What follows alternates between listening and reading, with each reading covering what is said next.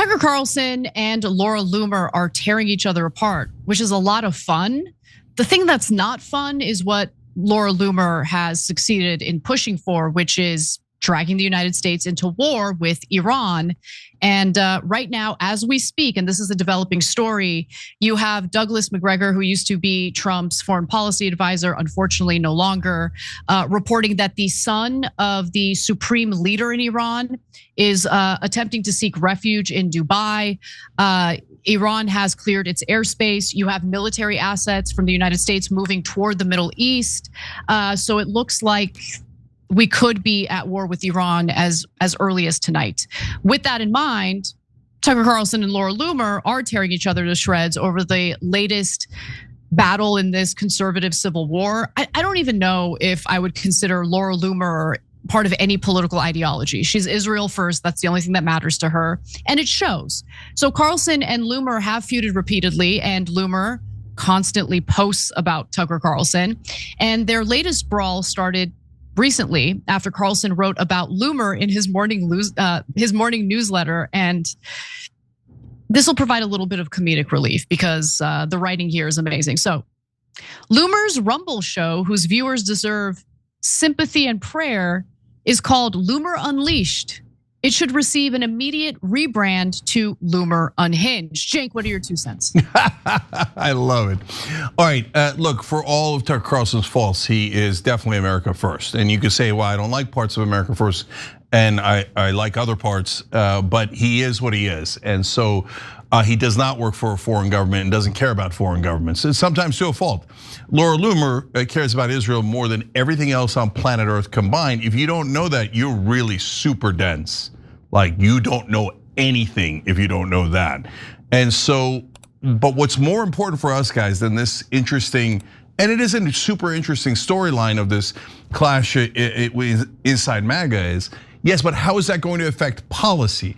And even though Tucker Carlson is 1,000 times bigger than Laura Loomer, the Laura Loomers of the world run this place. So Tucker probably will not win the policy fight. But if that's short term versus long term might be a very different story. So a lot to get to. So further, the newsletter writes, take one of her, meaning Laura Loomer's, podcast cocktail hour tweets from last night, which predictably called for an attack on Iran. Bomb the Ayatollah, the message stated without another word of analysis. Details are not her strong suit. Could such an assault prompt another US war in the Middle East? Could it get Americans killed and destabilize the region even further? Would civilians die too? She answered none of those questions because she does not care. The reason she lusts for a conflict is that she thinks it would help the nation she actually cares about, which is Israel. Her loyalty to that country guides her every move. And it's true. I mean, like, Loomer has repeatedly accused Tucker Carlson of harming the conservative movement by criticizing other right wingers, but that's not what she's really talking about. Right now, I mean, there was a poll that was just put out in regard to Republican sentiment in regard to the US going to war with Iran. Even a majority, it's a slim majority, but even a majority of Republican voters do not want to get dragged into a war with Iran. But it doesn't matter. Loomer seems to get what she wants in this regard. So in response to the attacks that Loomer, sends Tucker's way, Tucker Carlson responded with, establishment Republicans spent the beginning of the 21st century committing their lives to serving corporate, donor, and foreign interests before those of regular ballot casters. Why else would they support open borders, job-killing free trade, the Iraq and Afghanistan catastrophes, and maintaining the tax code's carried interest loophole? Trump rejected all of that. I don't know if I agree with that, but anyway, Trump rejected all of that, and it fueled his climb to the top of the party. I mean, he rejected all of that in his campaigning, but campaign Trump is different from President Trump. Now Loomer and her friends want to undo this transformation and return the GOP to its days as an obedient special interest lapdog more attention for the Israel lobby, less for the American people. I mean, I wholeheartedly agree that that's what Laura Loomer wants. I mean, she could not possibly care less about this country or the American people. Obviously, we're dealing with terrible economic decline in this country from the vast majority of Americans. Consumer debt is at an all-time high. No one can afford to buy a home, even if you're making a six-figure income. I mean, it's out of control. But don't worry, we've got endless money for empire building and foreign wars. Yeah, so look, the Mark Levins and the Laura Loomers have a microscopic audience. Their influence on voters is nearly nil, right? So yeah, do they have the pro-Israel crowd? Yeah, but they always have that anyway, and that's a tiny, tiny crowd, right? So Ben Shapiro is different. Daily Wire used to have a real audience, not as much anymore. But you would think like, oh, well, if you have a giant cable show or a big media outlet, then it might affect the politicians, and it doesn't, especially with Trump. When he's running for office, he's very aware of that and courts it aggressively because that's smart. And that's a rare time I'll say that Trump is smart on that, but it is a good strategy because you want to collect as many voters as possible. But once he's in office, he only cares about money, right? So he's like, voters, what do you mean? I already scammed them twice. I'm already in office again. And they believed all the junk I was telling them. Now let's get rich, right? And let's just sell out to every donor there is. That's where it shifts to Laura Loomer's advantage. So they might be small, but the pro-Israel crowd in this country is obviously enormously wealthy. And they donate a tremendous amount of money. So Trump should know, one pro-Israel family alone, the Adelsons gave him over $337 million. That is an enormous amount of money, and they financed 94% of Congress. So we could have, on the left, we got the Young Turks and just about everybody else that's saying, no, please, free Palestine, end the genocide. Don't attack Iran, are you nuts, right? And on the right now, and by the way, I have never seen, and you've got to call it as it is, and you got to give credit where credit is due. I have never seen a single human being move as many people in America as Tucker Carlson did on the right. He almost single-handedly moved like an enormous percentage of their voters from pro-Israel to anti-Israel, at least not funding Israel anymore with our money. And that's why, oh, sorry to interrupt you, but that's why Loomer like loathes him so much. And by the way, it's not just about Israel. I mean, his monologues about Venezuela, I wholeheartedly agreed with. I thought they were smart. I thought that they were well thought out. I wish our president actually thought through foreign policy decisions in a similar way.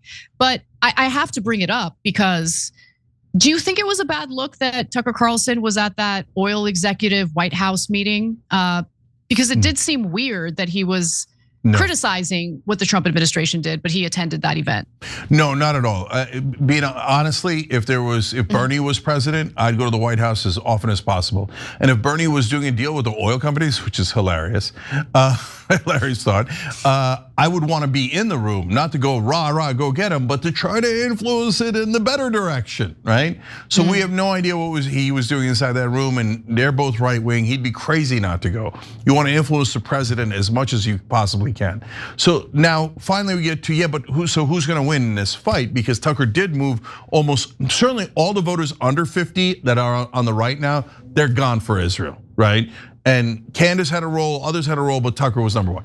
Okay, so none of that matters in Washington because they could give a rat's ass about any voter. The politicians in Washington, including Donald Trump, think that the American citizens are a joke to be used and manipulated.